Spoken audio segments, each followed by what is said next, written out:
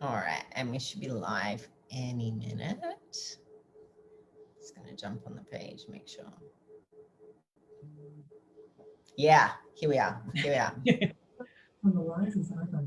Oh, wow. And I've got myself live on my audio devices inside my office. I'm not quite sure how that happened. Anyway, let's shut that off. So welcome everyone. It's Eliza, creator of Boss Woman, and I'm here today with my client, Miriam. And we're going to be celebrating her successes and talking you through them from when we first met to where she is now. And let's just say this woman has moved mountains. I'm so excited to share this with you today, like so fucking excited. I've been hanging to do this with you. Miriam, when I first met her, she was a very frustrated woman, lost. She came to me and we started with her body. Also like running a business, but kind of just no purpose, no fire, just kind of plodding along. And she was in huge debt, huge debt. So I'm bringing her here today to talk to you about how she then landed where she is today. Say hi as you jump on, by the way. Let Miriam know that you are here. That she is now where she is now, making shit happen. Her business is rolling. She's selling her courses. She's paid out 40K worth of debt and has purchased her first investment property, along with backing herself in the things that she's wanted to do all along. Got rid of the stories and now she's absolutely crushing it. So I'm here to ask her a series of questions so we can take you through her journey. Welcome, Miriam. Thank you so much for being here. Thank you. Yeah. Are you ready to do this? I am ready. Okay. Awesome. Cool. So let's talk a bit about where you were when we first met. I mentioned that you were lost and frustrated, but let's kind of dive. What did that look like for you and how did that impact you? Pretty much I felt like it was very much every area of my life just felt like it was very out of control.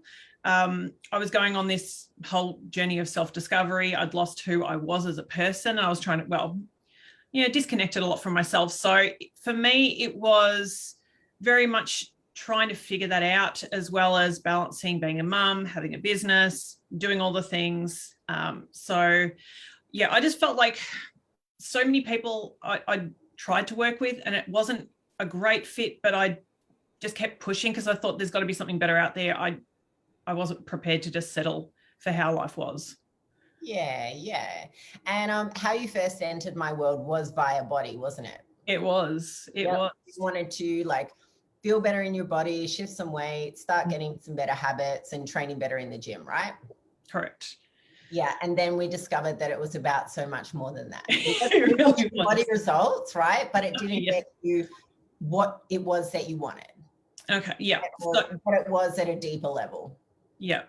So very much for me, it was, it came down to not so much even the body, but I had this very strong belief that I just wasn't worthy of having anything that I wanted, because what I had pictured for myself for so many years, which, you're supposed to want to have, I hadn't achieved it. So I hadn't let go of the fact that that wasn't what I actually wanted, because I didn't really know what I wanted at the time. So yeah, it was very much a lot of imposter syndrome and just learning to make peace with that feeling.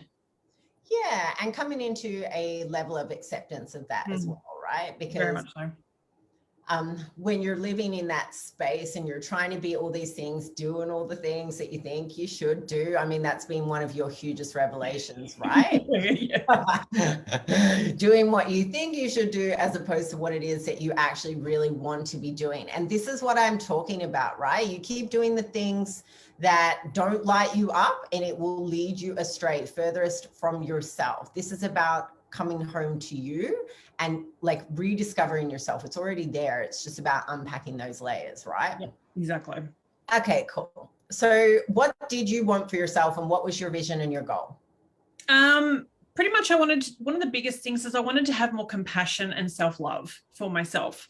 I really didn't I liked who I was at my core, sort of my core values, and that I knew that I was a good person. I didn't want to change that aspect of me, but I felt like I wasn't honoring myself, and I didn't have enough compassion for myself. There was a lot of negative self-talk constantly.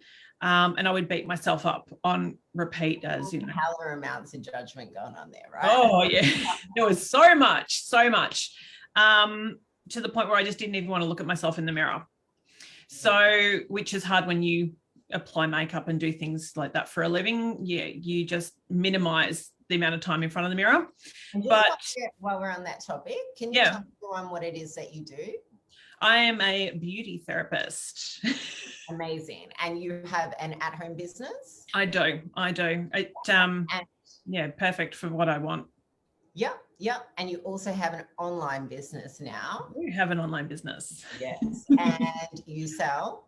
I sell makeup courses and just a lot of education around skin, makeup, trying to make it as accessible and easy for people as possible, because there is just so much misinformation and, really difficult stuff out there that's not helping anybody. And there are people like me who's taken quite a few tips off you and getting these eyebrows looking beautiful, my skin, who doesn't have the first clue about makeup, right? So, all right, awesome. And so what were like some of the constant struggles that you had for yourself? Apart from feeling like I wasn't enough, I felt like I just wasn't getting anywhere. Everything I tried, I wasn't getting anywhere. I felt like I was missing pieces constantly. I was always looking to other people to help me fill in the pieces of what I wasn't able to put together. And so course after course, mentor after mentor, I'm thinking, what am I missing? What is wrong with me that I can't figure this out? And that and it wasn't them. It was me learning how to tap into me and get those pieces.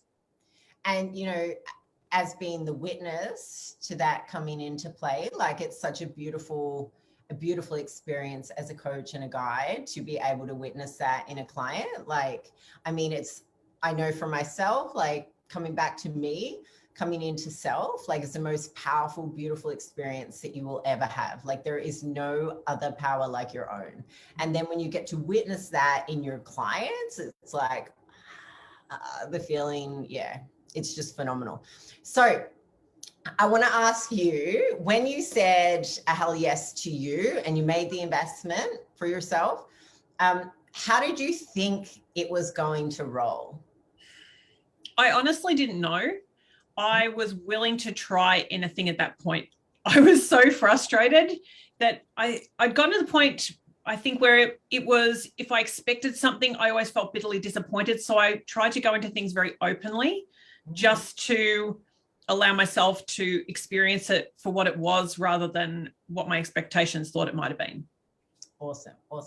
And then how did it really go for you? It was like a confrontation with myself like no other, but it was like the most incredible, empowering thing that I've ever gone through. Like I have never felt so in tune with myself.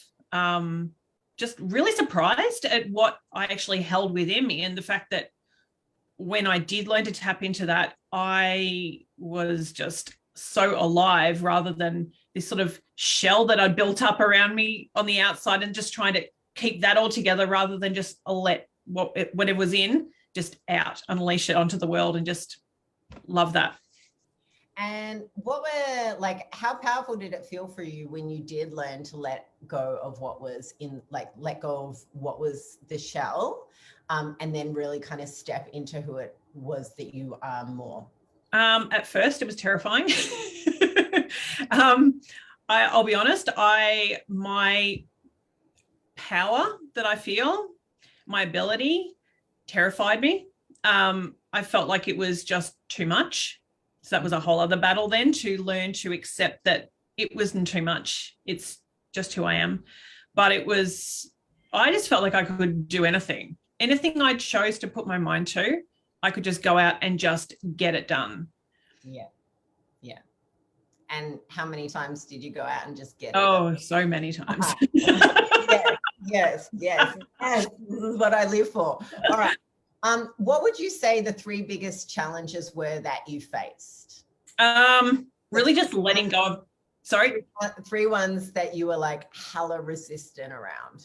Letting go of old stories. If they came up again, I would sort of resist. I would find myself falling back into old resist, sort of resist. Yeah, sort of resist. I'd fall back into patterns, but what I did notice is I would pick up on that. I was very self-aware, so I could pick up on it very quickly and be able to adjust, which was awesome. So that was a big one, was just the recognition of that pattern and why I was doing it, not just the fact I was doing it and then punishing myself for doing it. Having that understanding, completely dropping my walls and my boundaries in order to learn and grow and just expose myself completely while working with you, because I had built up so many protective boundaries for so long, and I'd let bits and pieces out, but to get to a point where I could be like, dam's broken, everything's gone, this is me as I am. And me being completely okay with that was a huge thing.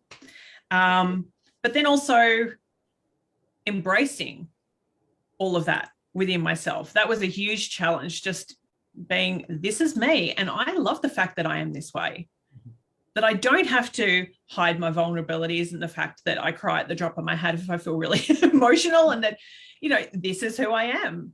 It's okay. That's what I like about me. So yeah, those were the 3 biggest things. I love that. I love that so much for you, Miriam. Cool. And what have you created now? What have you created for yourself, manifested for yourself, called into your life now that you've gotten out of your own way? So I mentioned some of them at the start. Let's go into those. Yeah. Sorry, we'll take it from the beginning. Now let's go into some of the things that you've created for yourself, right? Okay. So one of those is your business makeup courses. That, by the way, how long had you been sitting on that content for? About 6 years. Yes, 6 years, right? And like, just to give the audience some context, you know, it was very much stuck on the how, like, how do I do this? Yep. Like, what one do I do first? Like, how do I? And so what happened when you did let go and you just went for it? I had things up and running very, very quickly. It was, I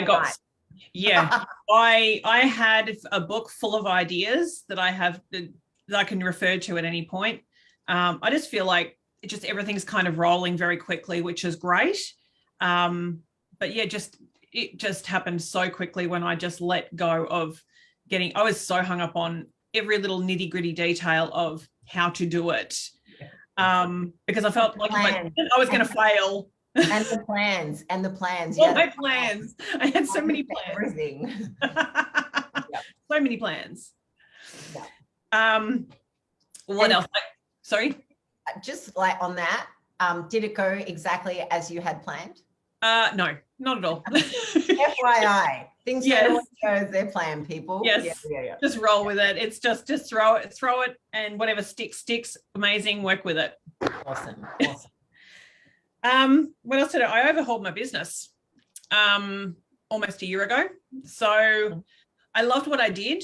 I chose to work from home because I'd done the whole salon thing. I wasn't able to create connection with my clients in the way that I wanted, but I went one step up, really got in touch with what I wanted, overhauled the whole energy. I incorporate a lot of sensory therapy into every one of my treatments, so that it is an actual retreat, and that people, when they come to get something done, it allows them to just leave their worries at the door. There is so much going on right now that when they come here, I want to honor the fact that they have taken time out of the day, even if it's 10 minutes, to do something for them.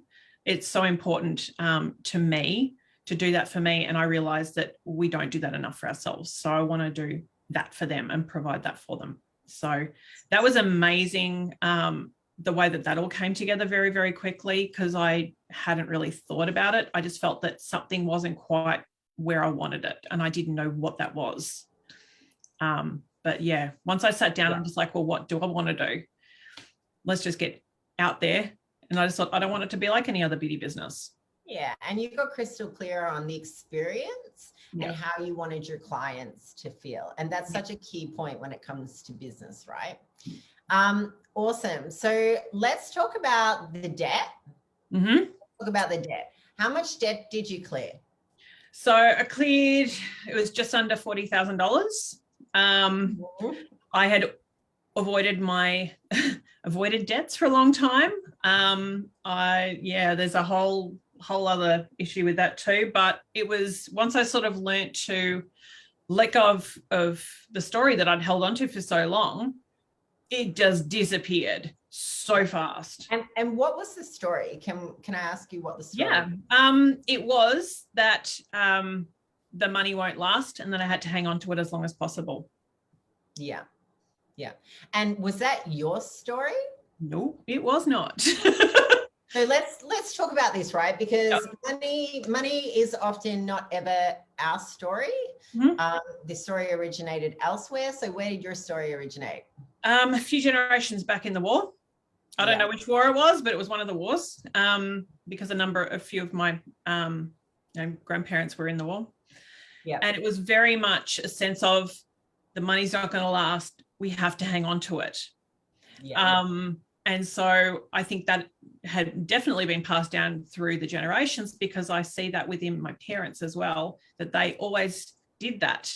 They would have their little, my mum would squirrel money away and try and pay as little as possible on the debt so that she had money there, which is what I was doing. I had all this debt piling up and I'd squirreled money away, but I didn't want to use it. I was too scared to use it because once it's gone, it's gone. Yeah. As if money was never going to come back. But, that was the point of the story, was to stop that. Yeah. And that's the thing, right? Like, you witnessed that as a child. And then, before you even knew what that meant or how that was going to impact you, that's what you adopted. And this is what we do. We adopt what we think we see, and then hold on to that as the rule or the thing up into our adult life. This is why, like, healing your inner child, going back, addressing the things, when you get stuck, why you got to get out of your way, why it's important for you to have awareness around your stories, so that when you do, and this was a huge one for you, right? Like, this is massive. A really big story that we worked through that you absolutely smashed after a little bit of resistance, and also finding the new story that you were going to replace that with. So let's just now celebrate. So you paid out the debt, and then what did you do? We bought an investment property. Not only that, we got shares. It's like, I'm a real adult now.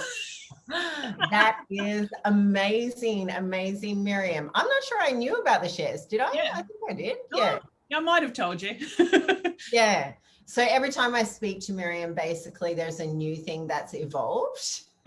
There's more magic that's being created in her world, right? And that's because she has learned, you have fulfilled the goal that was that you wanted, which was to have love and compassion for yourself and to be able to trust yourself with the things that you know that you already wanted to do, but were, in a position or in a space where you didn't know how to get there, or you didn't know how to make it happen, basically.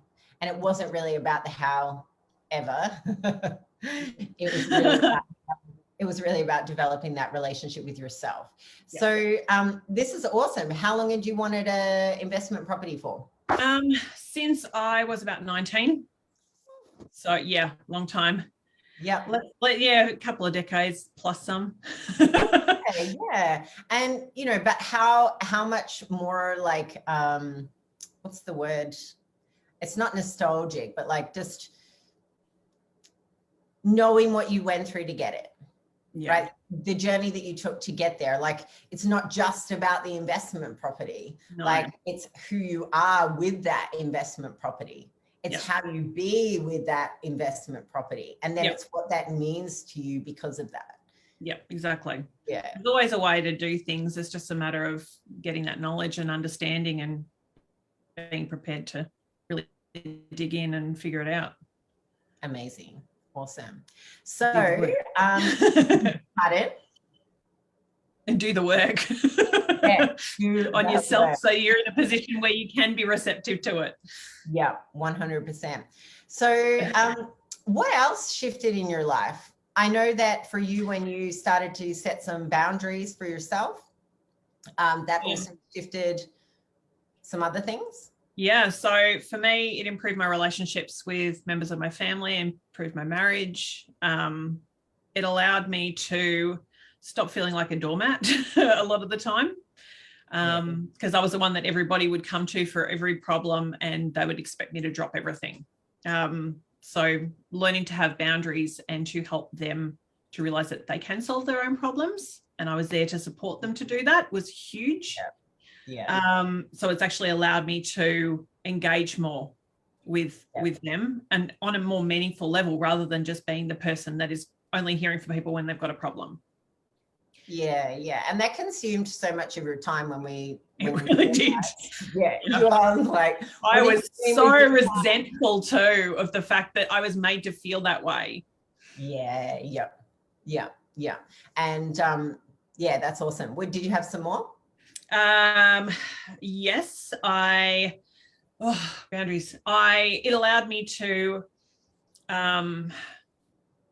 look after myself better, especially around my business. I realized I was running my business around my clients and not telling my clients when I was available. Got an earful from my husband when I decided to cut back my working hours. But it ended up being a lot more profitable in the end.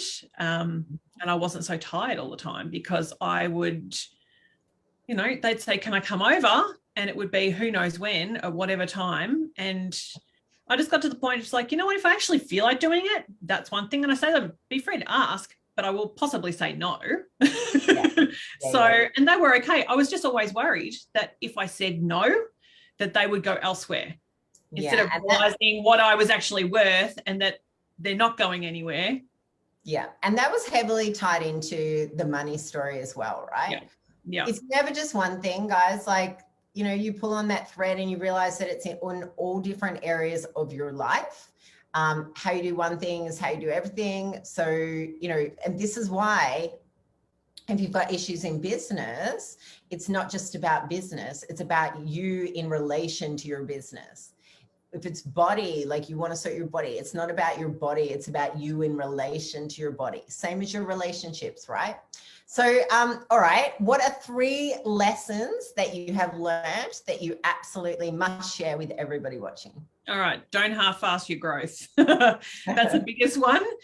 If you're going to do it, commit to doing it, be all in. Otherwise, you're never going to get the value out of it. You're going to miss so much opportunity and you'll get very frustrated with yourself. Yeah. I've learned that. Trust yourself. Learn to back yourself and know that you know what's best for you. It takes guidance, but to trust in you and that you can do this. And the third one is the areas you're avoiding in your life are probably an indication that's where you need to be focusing. So yes, they are. And the more you avoid it, the louder that gets in the back of you, in the background. So it's never as scary as what you think it is. It's just a matter of sitting there, and it's going to be uncomfortable. And I mean, that was me with my money. I can't even tell you how many decades I avoided dealing with money, and it terrified me. I would have anxiety attacks every single time I had to look at my bank account, and I stopped looking at my bank account until all the cards just kept declining because there was just nothing in there. But to learn how to do it effectively and to listen and go, okay, what am I going to do? What needs to be done? And then realizing that actually, no matter how insurmountable it feels, it is actually achievable, but it might just take learning and how to do things better and adjusting your behaviors. Yeah. Awesome. I love those. And last one, what words of advice do you have for someone listening who wants to change their life who wants to change an area of their life, they need shit to change. What is your advice? If you're wanting to make a change, the first thing is find somebody you connect with, that you feel resonate with what they're teaching and what they're talking about. If you feel that, you're going to trust them in the process a hell of a lot more. In turn, you'll trust yourself and you'll see so much more growth than just going with the first person that you see going, oh, that sounds like me. If they come on pain points or whatever, it doesn't necessarily mean they're the right person to help guide you. So just be mindful of who you work with. But if you resonate with someone, go at it. Don't hesitate. Just go for it.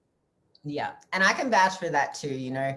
I've chased, many programs, many courses, thinking that they've got the answer for me without really contemplating whether or not that person lives a similar values system life, whether I've resonated with them on a deeper level. So that 100%, yeah, I love that. I love that.